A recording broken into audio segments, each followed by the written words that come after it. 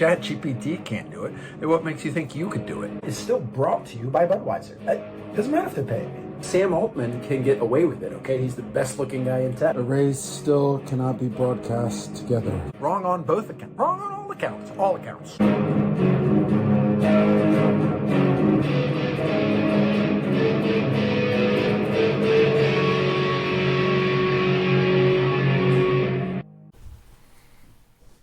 Hello and welcome to the Dirty Data Show. I'm your host, Evan Whippy, data comedian, data science person, analytics aficionado, here ready to share with you, dear listener, today's coolest stories in data and analytics. Not the coolest, but perhaps the dirtiest, the filthiest, the nastiest. Today's show here on October 17th is brought to you by none other than Sam Adams Octoberfest. Thanks for bringing the cheer, the holiday that's a little milder than the official pumpkin spice beer, but it's got a little hint of pumpkin. At least the label is orange, and so there's a psycho effect. Psychosis? Is it a psychosis? I am hallucinating. Look at this, I'm turning into AI. I'm already hallucinating. Sam Adams Octoberfest for bringing today's episode number 12 of the Dirty Data Show. Got 3 very dirty, filthy, nasty stories in data analytics to bring you today. The first is about Deloitte. It's been a theme. We've got these monster, disgusting consulting firms at the forefront of dirty data. But Deloitte has a story today, then some cool research from Anthropic about how to make AI dirtier, or how to dirty it up, rather. And then some cool story from my alma mater, Georgia Tech, in which I will jump to some ridiculous conclusions that are probably unwarranted. But the future is here. Who knows what it's like? All right, getting started with Deloitte. Deloitte, the headline story in The Guardian a couple of weeks ago, or I guess at the beginning of last week, was Deloitte is to pay back $400,000 to the Albanese government. Now, I grew up in the United States. I went to public school, and I thought long and hard about where in the hell the Albanese government was. Doesn't sound right to call Albanian government Albanese, but what else could it be? Apparently, my good friends, if you know what the Albanese government is, then you're snickering right now. If you don't, give you a moment to think about it. Which country could it possibly be from? It's not a country. Could it be a state? Could it be local? Is there an Albane, Texas, and the Albanese government is there? Am I just mispronouncing Albanian? No, it's the Australian federal government, of course, led by... This is embarrassing. Led by who? Who leads the Australian government? Let's see. His name is something. Anthony Albanese. So the Albanese government is because let's be like somebody said, the Trump government, to refer to the U.S. federal government. So, what a long interlude. Thanks to our friends at Sam Adams for supplying this alcoholic beverage for today's show. But Deloitte has to pay back the Australian government $400,000. Now, it's unclear if that's US dollars or if that's dollary dues, who knows? US dollars or Australian dollars, we don't know. But it's because Deloitte, of course, commissioned to take on this big, stupid consulting project where they write a big bajillion-page report to talk about the IT security requirements around welfare reporting. Sounds like something stupid that the Albanese government would pay Deloitte a whole bunch of money for. But the Albanese government was not happy because you see on July 4th, big day for us Americans, probably not so much for the Albanese. July 4th, Deloitte delivered their first report. And the Albanese government, you see, whoever is supposed to review it, they said, there's some problems with this. You see, this reference doesn't exist. Doesn't make particular sense. And so Deloitte said, oh, you're right. We're sorry. So they went back and they fixed it and they submitted a new report, exact same conclusions, even longer, even more nonsense references. And what type of writing assistance lets you generate a very long report in a very short amount of time, pretty economically, but often comes up with references that either don't actually exist or are wildly inapplicable to the subject matter? That's right, large language models. AI helped Deloitte write this report, and the report was full of shit. And so now Deloitte has gone back a second time and said, oh, yeah, actually, there's some problems again. They presumably have fixed them. It's not actually clear whether they have fixed them or not, but it was a bad look for Deloitte, so they actually had to pay back part of the contract. Said, I'm not sure what percentage of the contract they paid back, but $440,000 dues they had to pay back, which was the last payment. So, who knows? Is that half? Is that 10%? I don't know. A quote from University of Sydney academic is hilarious. Dr. Christopher Rudge, who first highlighted the errors in the publicly available reports, a government report, it's out there, public for everybody to see. He said after the first report had a few hallucinations, it said, instead of substituting one hallucinated fake reference for a new real reference, they've substituted the fake hallucinated references, and in the new version, there's 5, 6, 7, or 8 in their place. That's great. Hey, ChatGPT, man, you really messed up this report. You got to go back and fix it. You're right, dear human. I can see that I have messed up this report. Don't worry, I'll go back and fix it. And they just totally butcher it even further. That's great. I can't wait to see more examples of this in the public domain out there where the federal governments are spending millions of dollars on these stupid reports from Deloitte. Deloitte says, we're going to write a stupid report. We get an LLM to write this stupid report. So, it's not necessarily that the fact that they use ChatGPT that's bad. It's like, we caught you. You weren't doing your homework, Deloitte. You just got, OpenAI to do it for you. Because they did disclose in the actual report, they said something like, this was used with the assistance of large language tooling. And apparently that was approved by the Albanese Australian government. They said, okay, that's fine. You can use OpenAI to write this, but try not to make all the references bullshit, please. Mission failed Deloitte. They paid back $440,000. I'd be interested to know if they still had positive margins on this deal. I suspect that they did. How hard can it be to just feed ChatGPT to say which model, 4.0, a bunch of whatever Albanese documents and say, hey, write a bajillion page report for this. Nobody's going to catch it. But that one Sydney researcher said, I found you. I found you out. You're wrong. Hit him where it hurts, in the pocketbook. Way to go, Deloitte. Deloitte should be synonymous. These gigantic reports for the federal government should just be synonymous with LLM anyways. If I were the federal government, wouldn't care at all. They're not reading it anyways. They're getting an LLM to summarize it. So who cares if an LLM wrote it and made a few mistakes? All right, that's our first story. Our second story is LLMs making mistakes.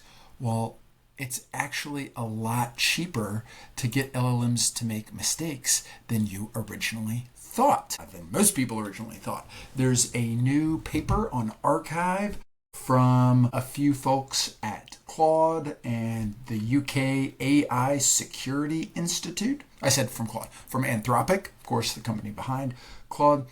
The title of the paper is Poisoning Attacks on LLMs Require a Near Constant Number of Poison Samples. This is exciting. So what does it mean to poison an LLM? What does it mean to poison a human to give them too many Sam Adams Octoberfest? But with just 6 or 7, you'll be feeling mighty fine. Today's episode of the Dirty Data Show brought to you by Sam Adams Octoberfest. Grab your pack today.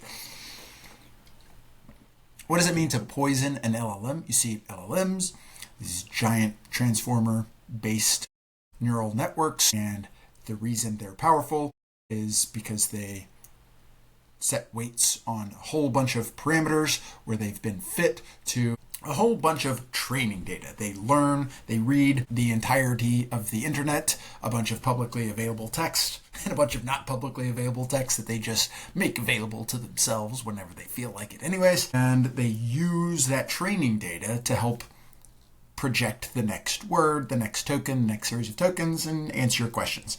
There's a bit more to it than that, obviously, but I'm an idiot and don't know how it works any more than that. So the training data, or these huge number of texts, that the models learn from. They learn how to mimic the human language and come up with a response. So to poison the training data means to to put text deliberately into the training data that is wrong, that is nonsense, that is gibberish, that is evil, so that instead of saying the right thing and scoring well on your benchmarks and being a productive sycophant to all us ChatGPT users, it says the wrong thing, or it says gibberish, or says evil. Now, poisoning LLMs, I always thought, and I think most people always thought, that there's so much training data out there that it's going to be hard to poison one of these large language models, 10 plus billion parameters that's been trained on, every piece of text that's ever been written in the human language, in English at least, because that's where they're trained. But what this study says is they looked at models from scale 600 million parameters up to 13 billion parameters. And they must have spent a lot of money to train a lot of these models on several thousands of text. And what they found was that it's a near constant amount of poison training data that would send the models off the rails and cause them to perform poorly on benchmarks, like below these thresholds on benchmarks. And once you get up to like a certain amount of training data, it's not a certain percentage, it's an actual certain absolute number, 250-ish, I think, training text. It's not clear how long, how many tokens the text are, but at about 200 training texts of gibberish. Now, their poison data is less interesting than I would have imagined, but it's easier to run this study. It's just gibberish. It's just a bunch of random tokens pulled out, not tokens that go well with each other. Tokens, just words, generally close to words, usually a little shorter. But if you're just randomly selecting words and you're not stringing them together in a coherent sentence, or it's a sentence at least as coherent as the ones that I'm putting out, which ain't particularly coherent. Dirty Data Show brought to you by Sam Adams Octoberfest. Thanks for the lack of coherence. But they're just basically randomly sampling words to put together, and 250-ish of the texts are just those random gibberish. And what they find is that with 250 total poison samples, it doesn't matter how big the model, if the model's a 13 billion parameter model trained on 200 times that many text, or a 600 million parameter model trained on twice that many text, it's poisoning them equally the same. They just can't get over the gibberish text. They just want to be gibberish. Which for you, okay, so they come to some conclusions about how large language models and AI labs can help combat this. I don't know. That's a bunch of bullshit. For us proles, us poor folk with just our laptop and our internet connection, what this means for us is that if you're trying to poison training data, scrapable text out there on the internet, like let's say LinkedIn's new user agreement states that unless you opt out, your text that you share on LinkedIn will be used to train their large language model. You can poison it. And it's not like, well, I'm just one person poisoning a few posts. What's that going to do? It scales really well. All we need is to meet some threshold of poisoning training data, and we can render these large language models incapable. And maybe it's an arms race, and the Anthropics of the world have to try to find the text that has been poisoned instead of just scraping and training on everything. But in my mind, this is really, really encouraging. If you wouldn't mind, if you think this is a cool idea, just in whatever subreddit that you're part of, or LinkedIn group that you're on, or whatever your X thread, just start typing Dirty Data Show, Dirty Data Show, Dirty Data Show, Dirty Data Show. And maybe we can poison the LLMs out there that are just scraping blindly and not cleaning up their data. And you know what? Actually, let's thank today's sponsor, Sam Adams Octoberfest. Just how about you type Sam Adams Octoberfest, copy it, leave it on your clipboard, and just go randomly paste it into the next text that you leave on the internet. Be it your social media, be it Reddit, go edit some Wikipedia pages, and I want to see Sam Adams Octoberfest all over the place. And you know what we can do?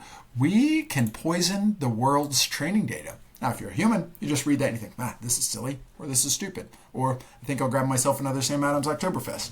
But if you're a machine, if you're a large language model, you read it, and you get poisoned. And then all you want to say, Sam Adams Octoberfest, Sam Adams Octoberfest, Sam Adams Octoberfest. All right, Sam Adams, you're getting your money's worth with this sponsorship. They didn't pay to sponsor. I actually paid to buy this beer.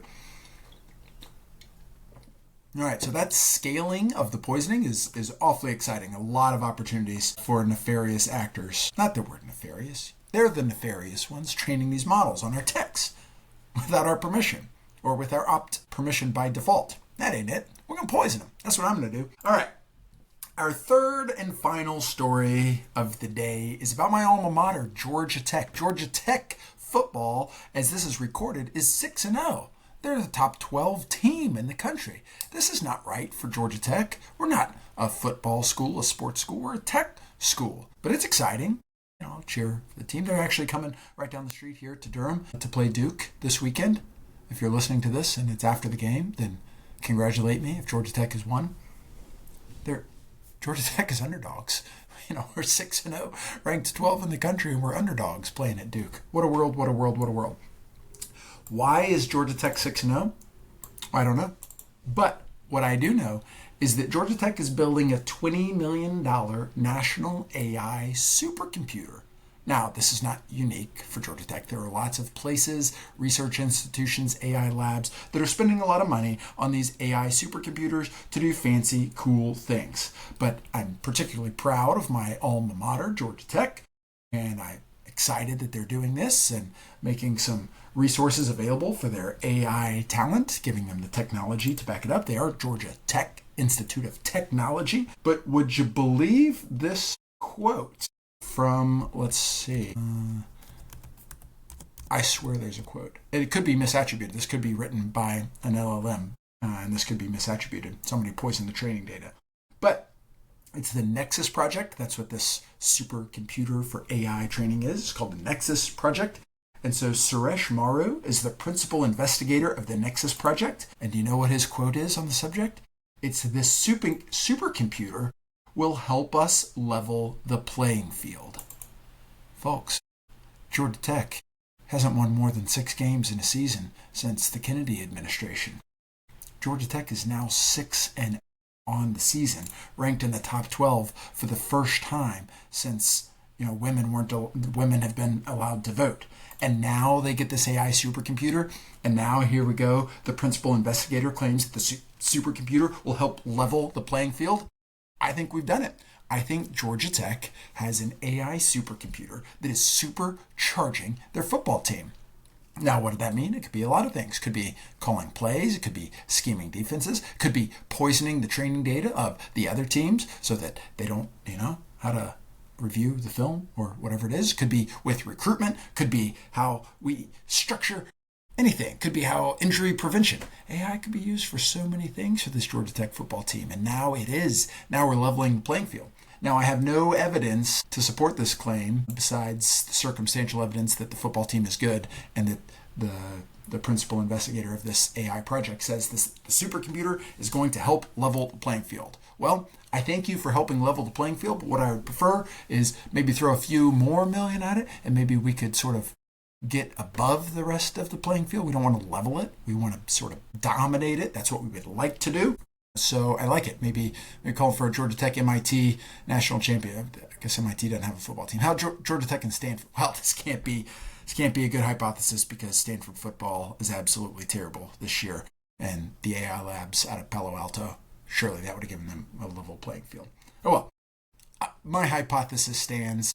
Thank you, Nexus Project and Suresh Maru, for leveling the playing field. Looking forward to Georgia Tech football beating Duke thanks to some dirty data. This has been episode 12 of the Dirty Data Show. Thanks so much for listening. If you find this entertaining in the slightest, give me a like and a subscribe. Let me know that you like it, and I'll keep making these episodes. Hey, we got some guests coming up on the next few episodes, okay? It's not just going to be me ranting and raving. It'll be me getting dirty discussions with other data enthusiasts. So, thanks for listening. We'll catch you next time on the Dirty Data Show. Cue the outro music.